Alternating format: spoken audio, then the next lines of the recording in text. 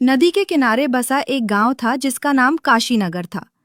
ये गांव भले ही नदी के किनारे बसा हुआ था, लेकिन अब वो नदी पूरी तरह सूख चुकी थी, क्योंकि जून का महीना आ चुका था।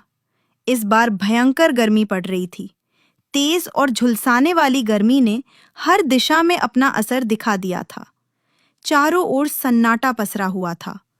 पशु पक्षी सभी गर्मी से परेशान थे। लोग दिन में अपने घरों से बाहर निकलने से कतराते थे। चारों ओर त्राहाई त्राहाई मची हुई थी। दोपहर में लू चलती थी, जिससे बचने के लिए लोग दिन में बाहर नहीं निकलते थे। बच्चों की गर्मियों की छुट्टियां भी शुरू हो चुकी थी। इसी गांव में हरिनाथ नामक एक व्यक्ति रहता था। उसका एक छोटा सा खेत गांव से लगभग 10 मील दूर था। वो प्रतिदिन सुबह सवेरे खेत के लिए निकल जाता और शाम को थका हारा लौटता। एक दिन जब वो सुबह खेत पर जा रहा था, उसकी पत्नी सिया पूजा कर रही थी। सिया माँ बनने वाली थी। सिया सुनो, मैं खेत पर जा रहा हूं। आज मेरे लिए खाना बांध देना, और हाँ, थोड़ा ही रखना। साथ में पानी भी रख देना। आजकल इतनी गर्मी पड़ रही है कि प्यास के मारे गला सूखने लगता है।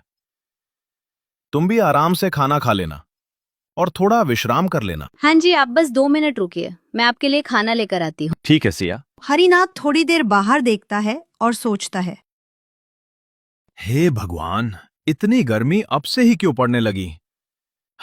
थोड़ा तो रहम कर। हम गरीबों पर कुछ तो दया कर। हरिनाथ ये सोच ही रहा था कि तभी सिया हाथ में टिफिन का थैला लेकर आ गई। ये लीजिए, आपके लिए खाना। थोड़ा सा छाछ भी रखा है, आपके गले को ठंडक देगा।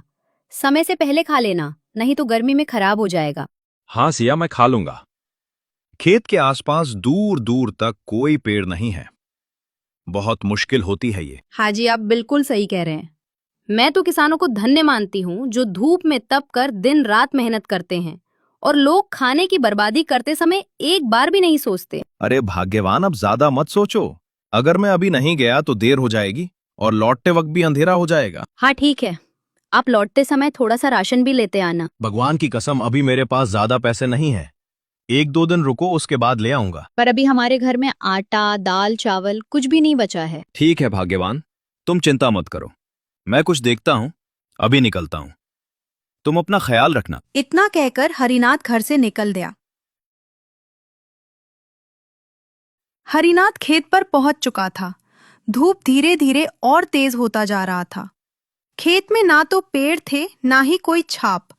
गर्मी ऐसी कि मिट्टी से भाप उठ रही थी। वह चुपचाप अपना औजार उठाकर काम में लग गया।